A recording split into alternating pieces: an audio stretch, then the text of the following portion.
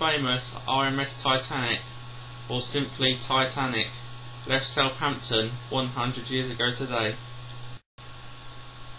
And now 1 minute silence to remember the deceased. Feel free to join in. In tribute to those who died after the Titanic hit an iceberg, and it will be followed by the sounds of the Titanic's whistle being broadcast right across Southampton docks, and there will also be some roof laying.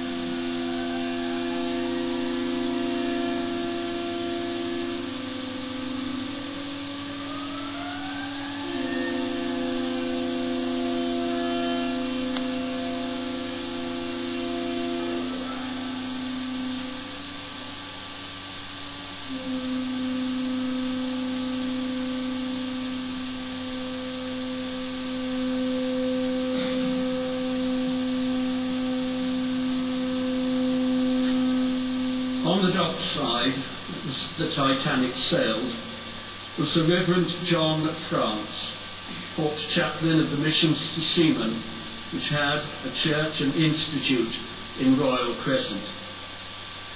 In an article written after the sinking of the Titanic, he recorded the events. We came ashore a few minutes before she cast off and started on her first and, alas, her only voyage. We had spent a very busy morning. Into each of the 40 rooms in which her crew were housed, a parcel of wholesome and interesting literature had been taken. As time and circumstances permitted, here and there little groups of men who were disengaged were gathered together and heads were uncovered, whilst a few verses of scripture were read and simply explained. Many quiet talks with individual men gave openings for just a word or two that one was afterwards thankful to remember. Among that great crew, many were personally unknown to us, but many were old friends. To them we said goodbye, as we had done many times before, looking confidently forward to our next meeting. But God willed it otherwise. Among the firemen especially, we had many friends. During the coal strike, a great many of these men had a very hard time. For several weeks we had, day after day, crowds of hungry and homeless men, often more than 100 in a single day, to whom we gave a meal and lodging for the night. Many of these men, after weary weeks of waiting, shipped at last on the Titanic, and great was their delight. They came to us the night before she sailed, thanking us for what we had been able to do for them, and some of them said, unconsciously prophetic alas, "We're off in the big ship tomorrow. We'll trouble you no more."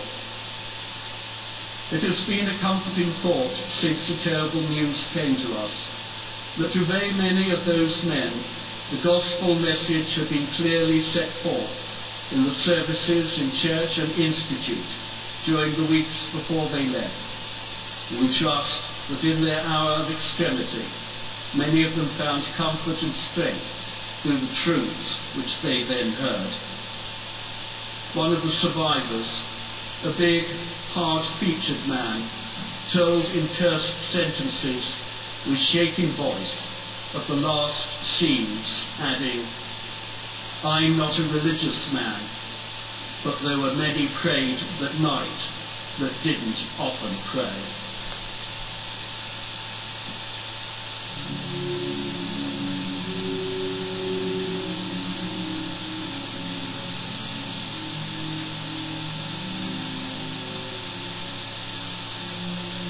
Okay, we're going to leave it there. Thank you for watching.